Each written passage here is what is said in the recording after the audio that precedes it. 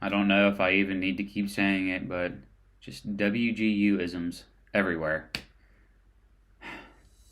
Managing in a global business environment.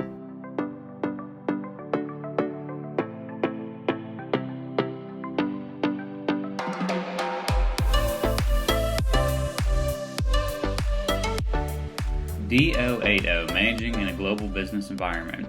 Now, if you're new to the channel or just stumbled across this video and you don't know what a WGUism is, you can go into my C720 Operations and Supply Chain Management video, and I kind of explain what it is. But for the reoccurring people to my videos, it's just more of the same, just trick questions, things that all of it makes sense, and all of them could be the right answer, but they want the most right one. It's just more of the same. Broken record, I know, I'm sorry, but I don't know another way to explain to you guys what the course is, or the OA is like. It's just, other than to tell you, it's just the same old story every single time. Now, the good news is I would say that the OA is easier than the PA, but I'm kind of getting ahead of myself. So this course, again, didn't touch the reading material. When you jump into the course resources and you go into the cohorts, there is like 30 of them, and they all have varying lengths between 5 to 10 minutes to some of them are like 30 plus minutes long. I don't think any of them was like an hour long, but there's a ton of them, and it breaks down. It's actually probably the best like cohort platform that I've seen any course have, where it has, these are like the 10 ones for Unit 2, which Unit 2, by the way, is your biggest section. But anyway, just kudos to the course instructors for this class, because it probably is the best like organized cohort format, I guess, I've seen. It has it all broke down. So if you know you're struggling with, Unit 3, a specific part of Unit 3, then you can just go into that one specific video and watch it. But anyway, there are a ton of them. I would say there's probably like 20 plus videos that you have to burn through. So I watched all those. I took the PA and I passed it by 0. I was right on the line, like I have before in other courses. But anyway, if you followed what I do, I usually like to take a PA and then immediately schedule the OA for like 5 hours later, and then just cram everything that I can into those 5 hours. That way I'm fresh on the PA. Like I can kind of remember what I answered right and wrong. I'm fresh on all the things that I struggle with the most, all the things that didn't stick. And then like I just cram like hell for those 4 or 5 hours, and then I take the OA. Now the course instructor told me this, and I tend to agree with it now that I've taken the PA and the OA, is that the PA is very like definition and vocabulary heavy, and the OA is much more scenario based.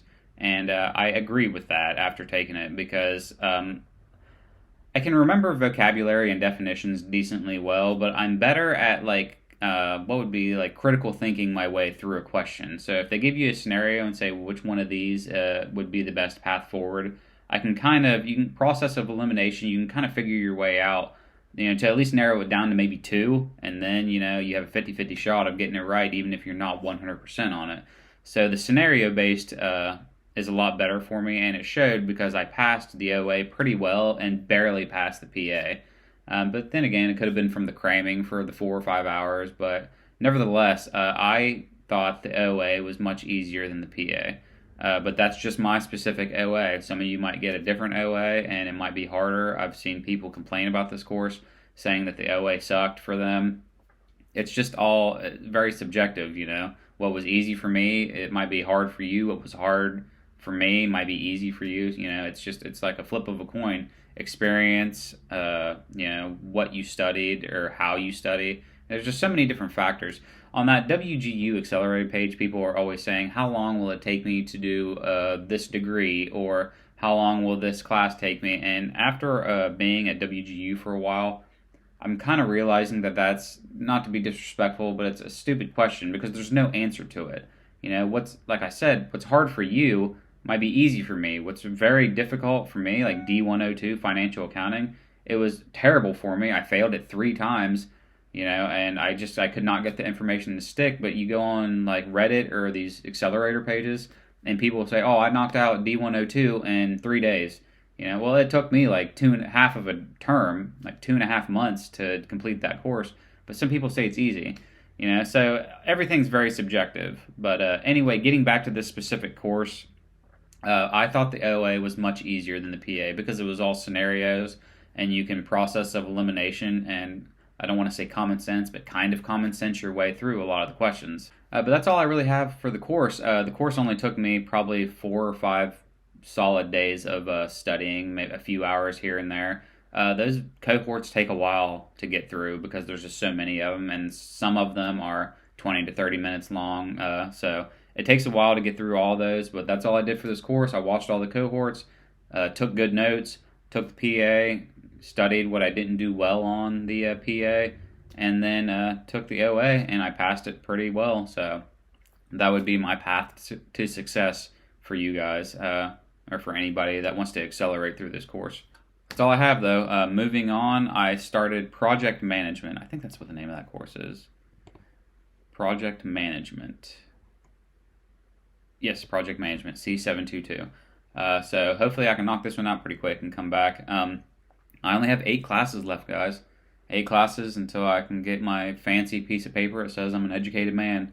So I've been on a really good pathway so far. I've been knocking out a course a week.